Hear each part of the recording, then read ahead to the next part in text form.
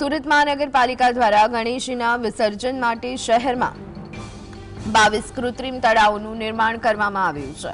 આ તળાવમાં 5 ફૂટથી નાની ગણેશ મૂર્તિઓનું વિસર્જન કરવામાં આવશે, જ્યારે 5 ફૂટથી મોટી મૂર્તિઓ માટે ડુમ્મસ, મગદલા અને હજીરા ખાતેના 3 મુખ્ય દરિયાકાંઠાના સ્થળોની વ્યવસ્થા કરવામાં આવી છે।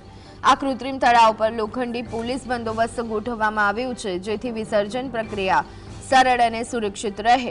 વિસર્જન દરમિયાન અનેક મૂર્તિનું રજીસ્ટ્રેશન ફરજિયાત કરવામાં આવ્યું છે, જેના દ્વારા મૂર્તિઓની સંખ્યા અને વિસર્જનની વિગતોનો રેકોર્ડ રાખવામાં આવશે।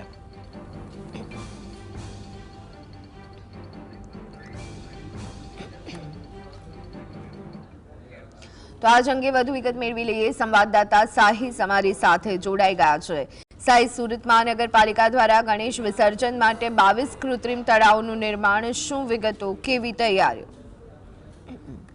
બિલકુલ જી, ચોક્કસપણે હવે વિસર્જનને ગણતરીના દિવસો બાકી રહ્યા છે, ત્યારે સુરત મહાનગરપાલિકા અને ખાસ કરીને સુરત પોલીસની ટીમ એલર્ટ મોડ પર જોવા મળી રહી છે। ત્યારે શહેરના અલગ અલગ વિસ્તારોની અંદર 22 જેટલા કૃત્રિમ તળાવ ઉભા કરવામાં આવ્યા છે। જે 5 ફૂટની મૂર્તિઓ હોય તે કૃત્રિમ તળાવની અંદર વિસર્જન કરવામાં આવશે અને ખાસ કરીને સુરતના ચોક બજાર વિસ્તારની અંદર પણ કૃત્રિમ તળાવ બનાવવામાં આવ્યું છે। જે દ્રશ્યો આપણે બતાવવાનો પ્રયત્ન કરી રહ્યા છે કે હાલ અત્યારે તમામ તૈયારીઓને આખરી ઓપ આપી દેવામાં આવ્યો છે, કારણ કે ગણતરીના દિવસો બાકી રહ્યા છે। ત્યારે સુરત મહાનગરપાલિકાની ટીમ અને અધિકારીઓ જે છે તે કૃત્રિમ તળાવ પર આવી તમામ નિરીક્ષણ જે છે તે કરવામાં આવ્યું હતું અને ખાસ કરીને અત્યારે જે કૃત્રિમ તળાવ બનાવવામાં આવ્યું છે ત્યારે તમામ જે તકેદારીના ભાગરૂપે સુરત પોલીસના જવાનો અને ખાસ કરીને સુરત મહાનગરપાલિકાના જે જવાનો પણ જે છે તે અહીં તૈનાત કરવામાં આવ્યા છે। કોઈ પણ અઘટિત બનાવ અને કોઈ પણ જો વિસર્જન પહેલા કોઈ મૂર્તિઓ વિસર્જન કરવા માટે આવે તો તેમને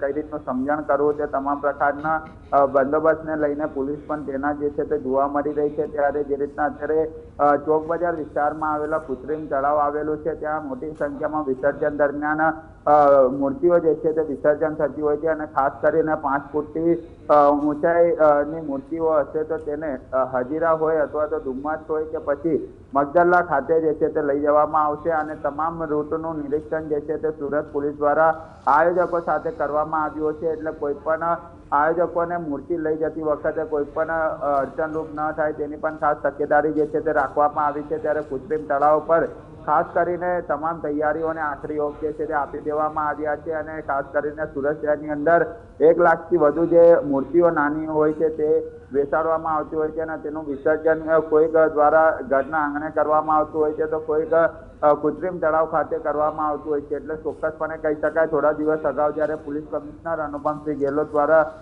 પ્રેસ કોન્ફરન્સ કરવામાં આવી હતી, ત્યારે તેમના દ્વારા માહિતીઓ પણ આપવામાં આવી હતી કે 3 જેટલા મોટા જે દરિયાઈ કાંઠે બનાવવામાં આવેલા પોર્ટ છે તે પણ અત્યારે તમામ તૈયારીઓ કરવામાં આવી છે અને ખાસ કરીને કૃત્રિમ તળાવ પર સુરત મહાનગરપાલિકા અને સુરત પોલીસની ટીમ પણ એલર્ટ મોડ પર છે। વિસર્જન દરમિયાન પણ લોખંડી બંદોબસ્ત જે છે તે જોવા મળશે અને ખાસ કરીને જે મૂર્તિઓ નાની હોય છે તે કૃત્રિમ તળાવો અથવા તો ઘરના આંગણે વિસર્જન કરવા માટેની પણ માહિતગાર કરવામાં આવી હતી। જી આભાર સાહિસ, સમગ્ર માહિતી આપવા બદલ।